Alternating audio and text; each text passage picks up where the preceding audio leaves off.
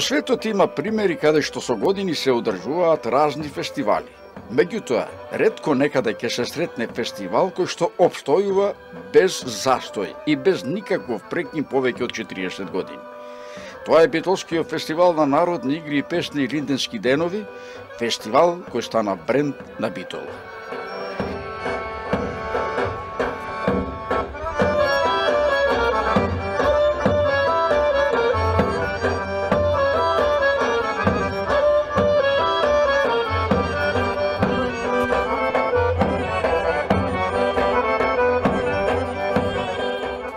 Битолскиот фестивал Илинденски денови оваа година се одржа по 41 пат. Рекорд за почит.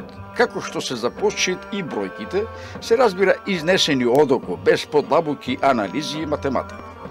Именно, ако фестивалот се одржува 41 година, тогаш на сцената во Битола се представиле над 1500 фолклорни друштва, групи и разни ансамбли. Во изминатите години, Битолските илинденски денови ги проследиле над 100.000 поклоници на фолклорот и изворната песна. Ако во просек секоја група се представувала со избор од неколку номера, тоа значи дека на фестивалската сцена во изминатите над 40 години биле изведени над 4500 тушки. Невидено богатство регистрирано на илјадници километри магнетофонски и филмски ленти. На генерациите кои пред 20 на години ги следеа Илинденските денови, сигурно во сеќавање им остана Чичко Алек од Брусник и селеник од Америка, кој меѓу првите со својата камера решиси целосно почна да го снима фестивалот. За подосна на луѓето што го водеа овој културен настан да им остави бројни касети со снимен материјал од Илинденските денови.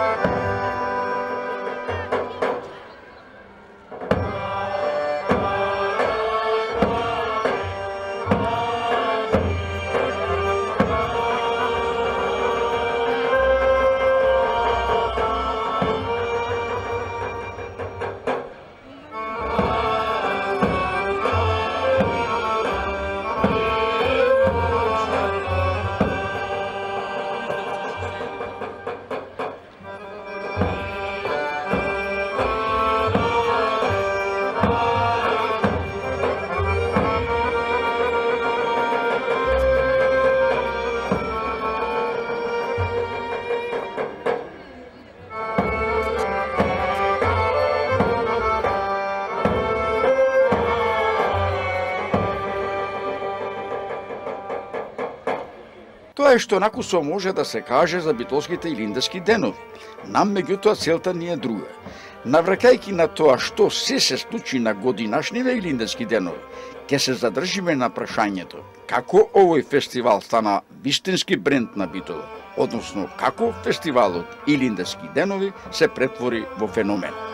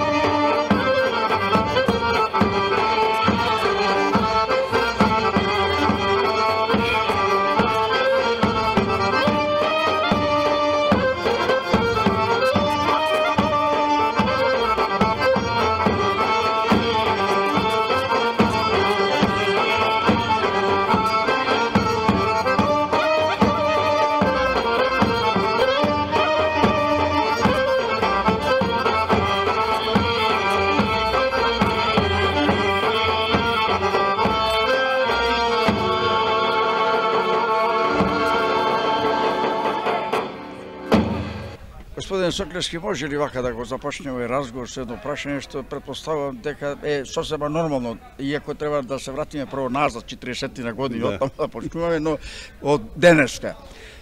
Сите велат дека илинденски денови стана феномен.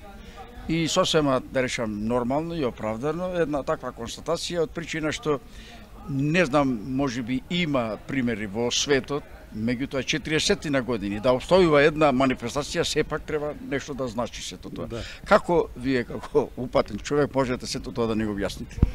Па вака, јас само една реченица би кажал и нормално би образложил. Илинденски денови, негувајќи ја традицијата, и самиот фестивал стана традиција. Односно, вие сигурно повеќе од мене знаете, заради тоа што учествувавте во тој период во 1971 година, основната идеја на тие што го воспоставија фестивалот беше да се негува автентичната изворна македонска народна култура. Односно да се негуваат вредности.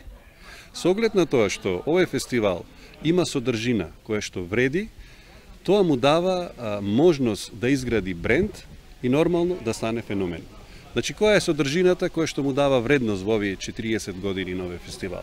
Значи, првата содржина, што е главна, е негувањето на традиционалната музика и игра. Односно, негувањето на духовната култура, духовното културно наследство.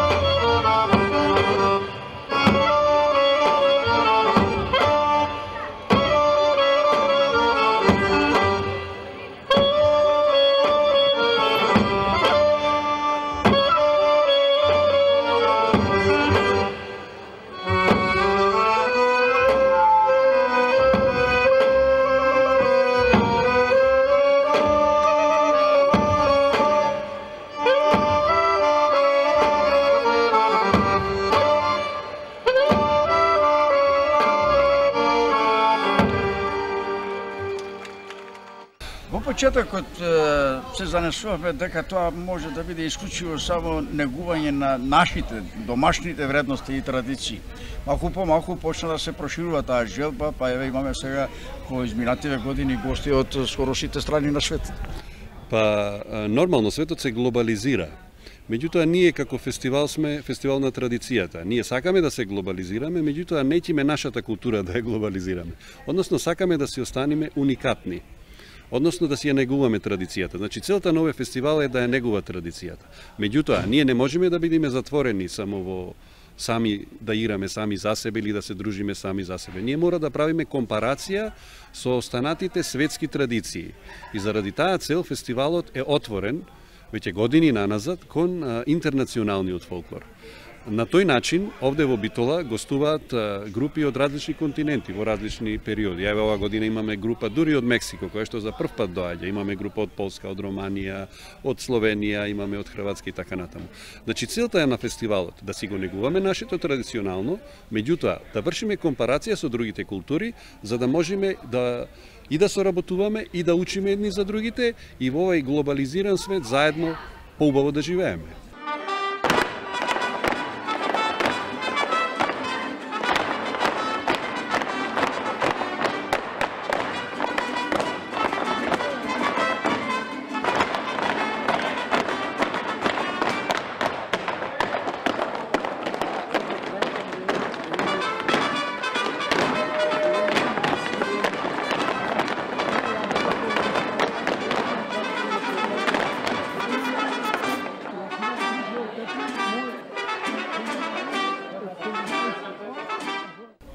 Кога пред 40 години се воспостави оваа манифестација,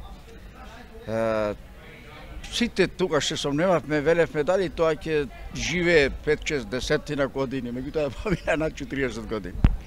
Па јас би сакал во оваа прилика да се заблагодарам на сите оние што се вложиле во тој момент во овој фестивал и што самите себе си со својот труд, со својата стручна енергија, со своето знаење овозможиле овој фестивал да екзистира, да го преземеме ние кои што сме некоја средна генерација и да му го предадеме на младите генерации. Значи, прво би изразил благодарност на основачите кои што имале голема визија и кои што направиле со една инвентивна идеја за голема потреба, го реализирале фестивалот и тој фестивал како вредност еве екзистира до денес. Јас на многу места кажав дека Илинденски денови е бренд не само на Битола, туку и на Македонија и Европа. Заради тоа што за Илинденски денови се знае на сите континенти. Доаѓаат јапонци, американци, холанѓани и така, а за Македонија нормално се знае. Битола станува средиште на фолклорот. Веќе 40 години а и сега продолжува да биде. Сметам дека тоа го кажав исто така во Македонија во однос на традиционалната музика и игра дуваат нови ветрови. Доаѓаат нови стручни лица. Основан е факултет за етнокореологија. Основано е средно училиште за играорци. Така да се создава еден квантум на стручни луѓе кои што на научна база уште повеќе заедно со Институтот за фолклор, заедно со државниот ансамбл Тане, заедно со факултетите ќе го негуваат фолклорот. А ние како фестивал сме должни нон-стоп да бидеме во контакт со тие научни институции и со културно-уметничките друштва и асоциации, на кои што и во оваа прилика и ни би му се заблагодарил, кои што се главни носители на оваа работа, значи да правиме спона меѓу сите тие елементи, за да можеме да го негуваме фолклорот и традицијата и да го презентираме на осовремен начин, адаптиран на времето во кое што живееме.